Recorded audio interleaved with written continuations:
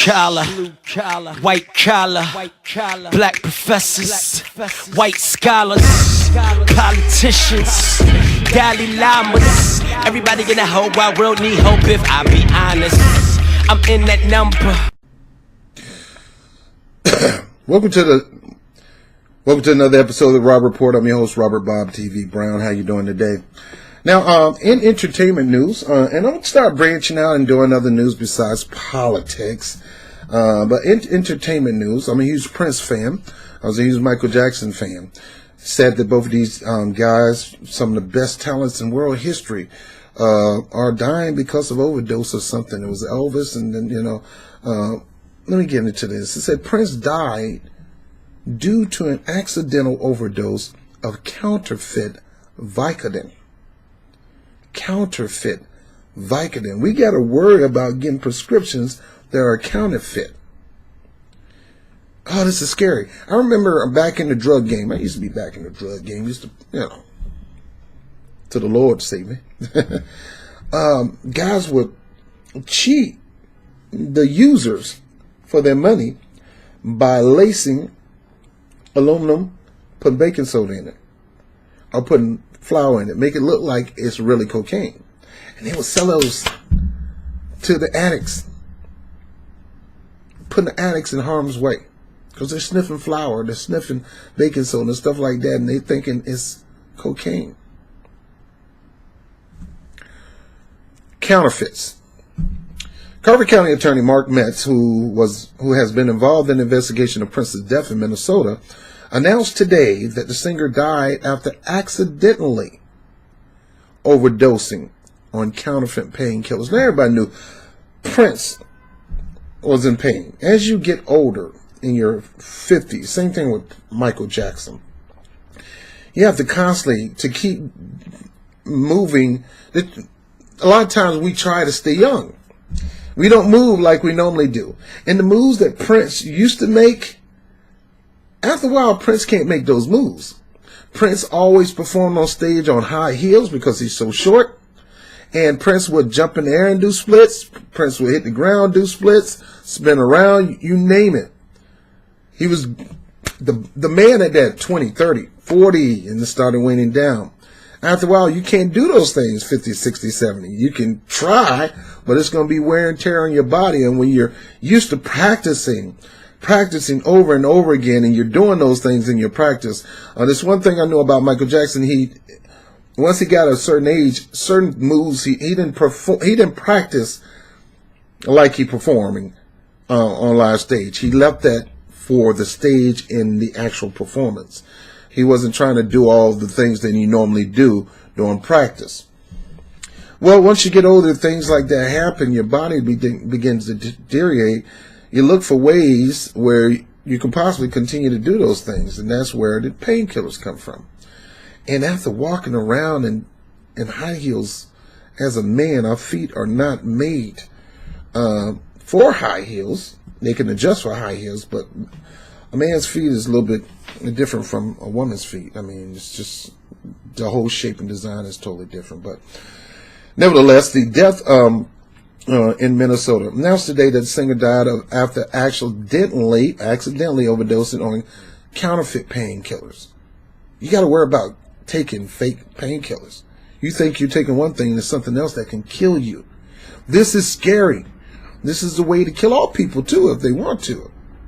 Just give them some Vicodin, put it in on Tylenol, and stamp Tylenol on it. This is scary.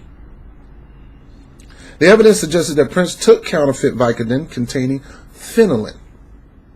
So bad enough Prince is taking Vicodin. Vicodin. Hey, Vicodin, get rid of everything. All right, all the pain is gone once you take Vicodin. It's the most powerful painkiller around. But this Vicodin contained phenylene. Phenylene is like 100 times heroin. Bad enough you're taking heroin, but 100 times that will kill you. Carver said in the press conference today, as reported by ABC, the counterfeit pills contain the potentially deadly opioid phenylene. He went on to say that the Vicodin pills found in Prince's home, Paisley Park, tested positive for phenylene, and added that there is no evidence that Prince knowingly ingested fentanyl. But there's no evidence saying he knowingly ingested Vicodin. Sure, he didn't ingest phenylene, but he thought he was investing. And sure, he didn't know he was taking phenylene, but he did know he was taking Vicodin. Any person associated with Prince knew Prince possessed. They say any person associated with Prince knew Prince possessed any counterfeit pill containing phenylene. Oh, let me read this. Okay. He went on to say the Vicodin pills found in Prince's home, Paisley Park, tested positive for phenylene, and added that there is no evidence that Prince knowingly ingested phenylene, and there was also no evidence that any person associated with Prince knew Prince possessed any counterfeit pill containing phenylene.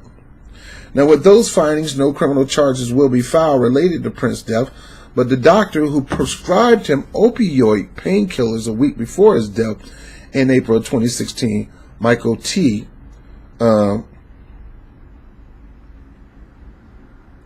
so he's saying, with those findings, no criminal charges will be filed related to Prince's death, but the doctor who prescribed him opioid painkillers a week before the death in April 2016, Michael T., he may be charged. Schulenberg has agreed to settle the civil charge against him for writing an illegal prescription, as stated by the U.S. Attorney Greg Booker. Dr. Schulenberg prescribed Schedule II controlled substance in the name of an individual known that the controlled substance was intended to be used by another individual. The violation of the Controlled Substance Act will cost the doctor $30,000. And he will also be monitored by the Drug Enforcement Administration. So one of the most creative, beautiful people in this world, with some of the most creative, beautiful music in this world, who contributed creatively and beautifully to this world, get killed over some drugs, yet the doctor get off $30,000. Now, I'm not going to go into conspiracy theories, but I'll go into a little bit. Prince owned most of his rights to his music. It's kind of hard for people to get them rights back. It's funny, he died a year to the date of him winning those full disclosure music rights. At the time when streaming media was beginning to pop off, you couldn't find Prince's song on streaming media. You couldn't find it. It's a lot of money in putting people's songs on streaming media. So, do I think this just happened by happenstance?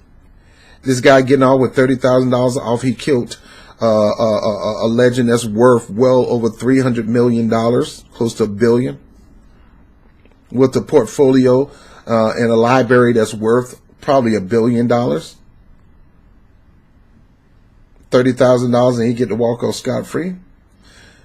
Nah, not should he be monitored by the Food and Drug Administration. They need to monitor his bank account and see what happens to him in the next 20 years as a result of this painkiller that's laced with phenylene. Took out one of our gifts. We still need to know why. Gotta be more to this. Gotta be more to this. All right, so Prince didn't know he was taking phenylene.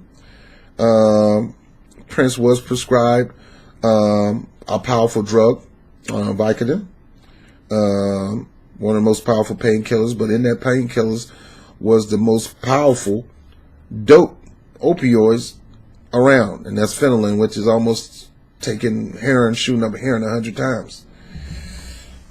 And it killed him.